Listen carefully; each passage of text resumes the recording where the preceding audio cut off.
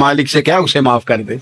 और तू आज ही अफसर बन गया है, तेरे लहजे में आज ही कुछ और आ गया, तुझे तो 3 दिन में यार शय भूल गई, 3 दिन में ही तू तीसरे दिन इस तरह के लफ्ज अदा कर रहा है कि जिनसे महसूस होता है कोई 2-4 दिन भी कोई कोई कहीं बैठ के दुआ करता है। अपनी गफलत का दरवाजा खोलें, वरना अक्सर आंखें तब खुलती हैं जब आंखें बंद होने का टाइम आ जाए। एक बार सिर्फ अपनी जिंदगी में तारी कर लें, इसको भूले नहीं कभी। अपना हिसाब खुद करें। जिस तरह हम पैसे, सारे दोस्तों के साथ सारी चीजें ठीक हैं, लेकिन अगर जाती पैसे गिनने हों तो वो अंदर से लोग दरवाजा बंद करके अपने बाल बच्चों के साथ गिनते हैं, उनमें लोगों की शराकतदारी पसंद नहीं करते, क्योंकि जाती मसला है। और ठीक है बात, भाई किसी का जाती मसला है, वो ठीक कर रहा है जो भी कर रहा है।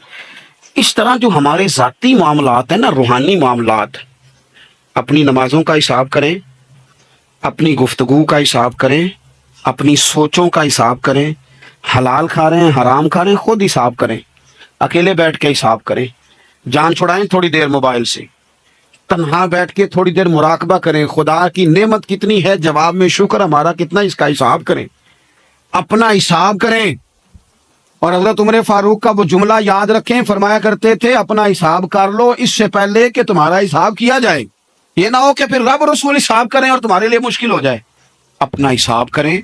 जिंदगी के मामलात में जितनी गफलतें हैं, वो मतलब मेरे अब्बा जी कहा करते थे, पुत्र छाल मार के निकलो बिस्तरे चो।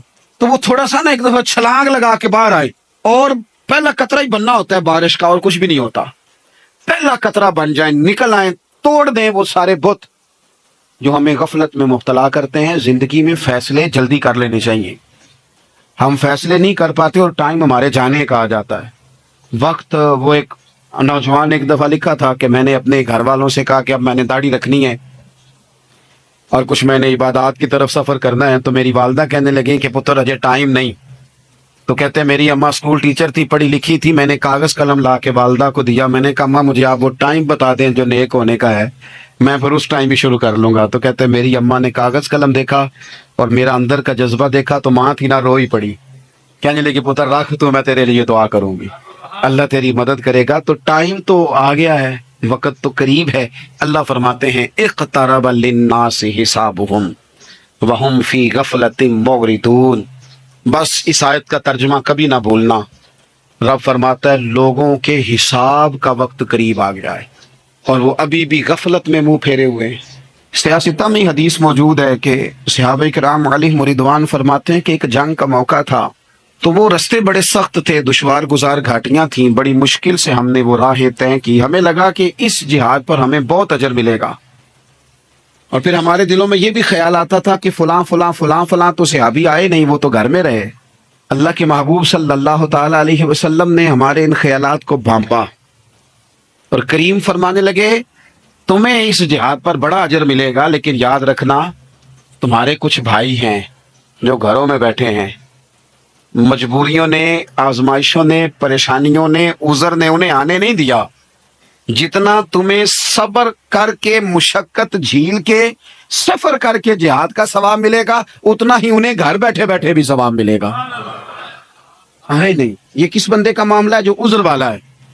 और अगर किसी के इज्तिहाद में गफलत हो गई, हजरत काब बिन मालिक रज़ी अल्लाह ताला, ये भी सही बुखारी में, कल चला जाऊंगा, हुजूर तो जिहाद पे चले गए लेकिन इज्तिहाद में गफलत हो गई, कल चला जाऊंगा, परसों जाऊंगा, तरसों, फरमाते मैं जा ही नहीं सका, हुजूर वापस आ गए।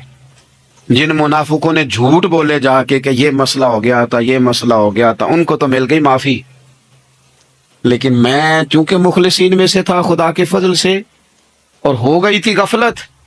50 दिन नबी करीम मुझसे नाराज रहे, 50 दिन अल्लाह के लिए, तू रब के रास्ते में जिहाद करने नहीं आया। 50 दिन हुजूर नाराज रहे। फरमाते थे मदीने की गलियां मेरी थीं, सब मेरे अपने थे, पर करीम जो नाराज थे तो कोई फिर सलाम भी नहीं लेता था। मुझे यूं लगता था कि मुझे देखकर हवाएं और फिजाएं भी रास्ते बदल जाती हैं। 50 दिन मैं मस्जिद में आता था, जब मैं चेहरा इधर करता तो हुजूर मुझे देखते, और जब मैं हुजूर को देखता तो करीम चेहरा बदल लेते। मैं वेखा ते यार ना वेखे, ते जदों ना वेखा उदों वेखे। एडे नसीब किथों ततड़ी दे, میرے وچ ویکھن دے ویکھے غلام فریدا بوے یار دے مرنا پاویں ویکھے یا نہ ویکھے. ختم ہو گئی بات. حضرت کعب بن مالک کہتے ہیں 50 دن کے بعد پھر رب کریم نے میری توبہ قبول کی اور مدینے والے رسول نے اعلان فرمایا جو عذر کی وجہ سے نہیں جا سکے مجبوری سے انہیں گھر بیٹھے بیٹھے ثواب ہے، لیکن جن کے اجتہاد میں غفلت ہوئی، سمجھنے میں غفلت ہوئی، کل پرسوں ترسوں چلے جائیں گے، ان سے 50 دنوں کی ناراضگی ہے. ایک ہوتی ہے انسان کی مجبوری، معذوری، عذر، ایک ہوتی ہے اس کی لاپرواہی. ان دونوں چیزوں میں زمین و آسمان کا فرق ہے. یہ جو لاپرواہی ہوتی ہے یہ کسی بھی شخص سے منسلک ساری چیزوں کو ہی خراب کر دیتی ہے. آپ نے ایک چھوٹا سا پودا بھی اگر لگایا ہے اور آپ لاپرواہی کا مظاہرہ کرتے ہیں تو وہ خشک ہو جائے گا. تے جے مالی جیندے ہون تو پھر بوٹے سوکھدے نہیں.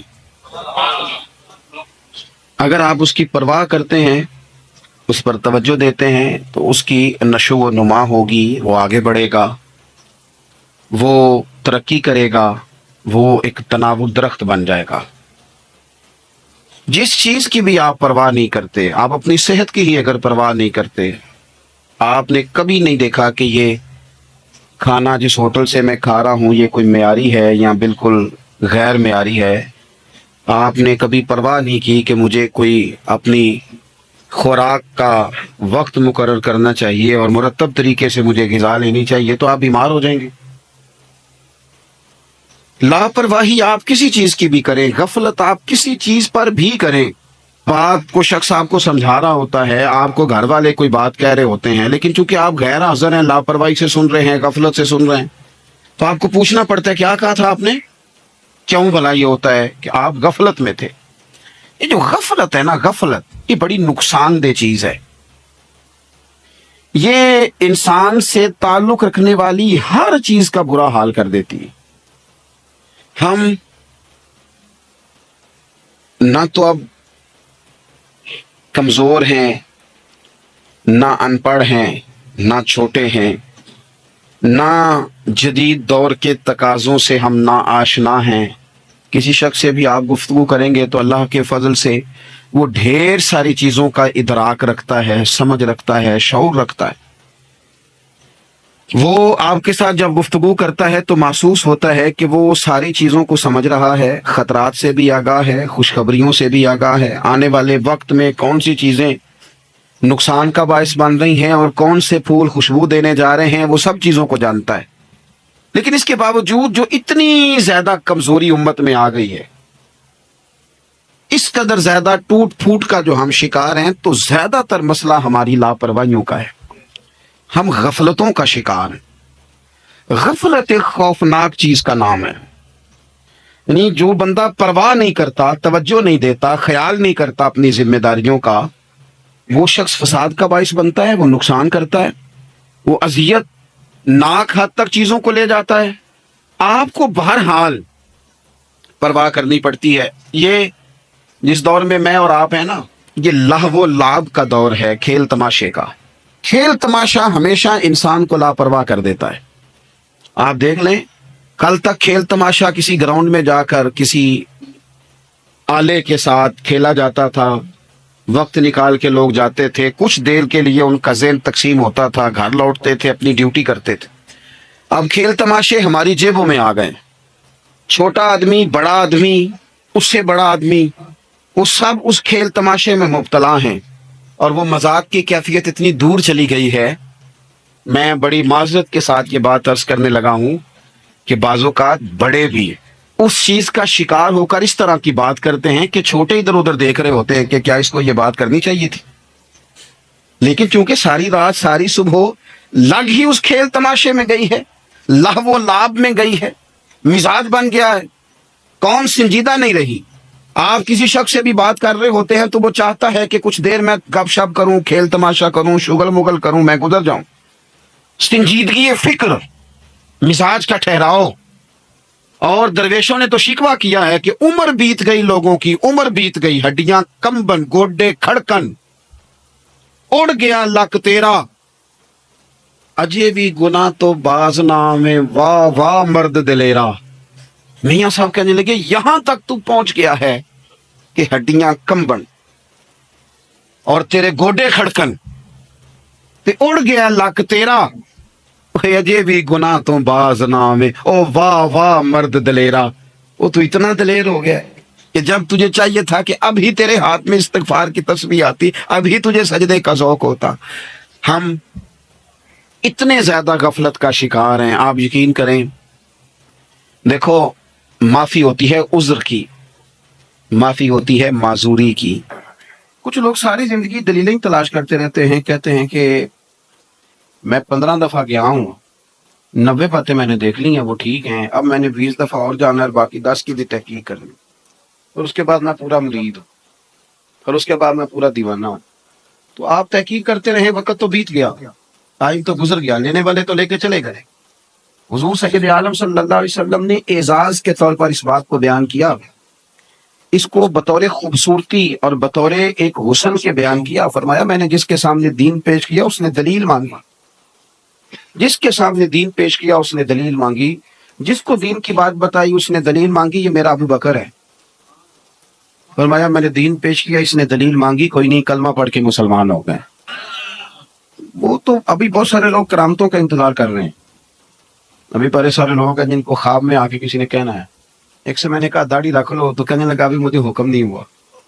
میں نے کہا چلو اللہ کرے تمہیں کو حکم آ جائے، ہم نے تو ویسے بغیر حکم کے رکھ لی ہے، آپ کو پتہ نہیں اب کون سا الگ سے حکم آنا ہے جو آپ نے اس پر عمل کرنا ہے بغیر دلیل کے۔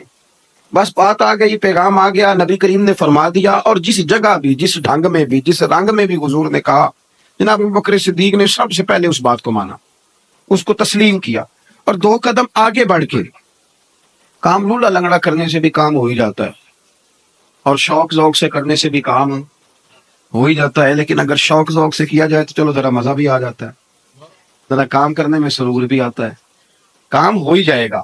آپ سے کہا گیا کہ چلو محفل میں چلیں، وہ خو یار تو کہتا ہے تو چلا جاتا ہوں، کام بڑا ہے، مصروفیت بڑی ہے، دوستوں نے آنا تھا، چلے پھر بھی گئے لیکن مزہ نہیں آیا۔ کسی نے کہا چلو، اس نے کہا خو تو نے تو یاد ہی دیر سے کرایا، میں تو پہلے سے تیار ہوں۔ آپ کو لطف آئے گا، ابا جی کی بات مجبوراً بھی ماننی ہے، اور اگر مزہ لے کے مانی جائے تو آپ حکم کریں جی میں حاضر ہوں، تو مزہ لینے سے سکون بھی آئے گا۔ حضرت ابوبکر صدیق لیت اللہ نہیں کرتے تھے، ایک تو بغیر دلیل کے حضور کا حکم مانتے تھے، پھر لیت اللہ نہیں۔ نبی کریم صلی اللہ علیہ وسلم نے فرمایا تو میرے ساتھ مدینے جائے گا، ہجرت کرنی ہے، تو ایسا نہیں کہ سفر کرنا ہے تو خو میرے جوتے رہ گئے میں ابھی بدل کے آیا، ٹھہر جائیں بس میں 2 منٹ چابیاں بھول آیا ہوں میں آیا، اس طرح نہیں۔ نبی کریم صلی اللہ تعالی علیہ وسلم نے فرمایا ہجرت کرنی ہے، تیار رہنا۔ جناب عائشہ صدیقہ کہتی ہیں جس دن کا میرے نبی نے کہہ دیا، میں نے اپنے والد کو سوتے نہیں دیکھا۔ دن کے وقت تھوڑی آنکھ لگا لیتے لیکن ساری رات دروازے پہ کھڑے رہتے، ساری رات۔ یہ ذوق ہے، یہ شوق، اور ایسا بھی نہیں کہ منٹ منٹ پہ فون کر کے پوچھا جائے کہ کدوں کو جانا ہے، ایسا بھی نہیں، آ کے پوچھا نہیں، ایک دفعہ کہہ دیا سو کہہ دیا۔ ابو بکر جانا ہے تیار رہنا، دوبارہ پوچھا نہیں کب جانا ہے۔ ابو بکر رات کو نکلنا ہے، ساری رات دروازے پہ کھڑے رہنا، ساری۔ آپ لطف لیں اپنی زندگی کا۔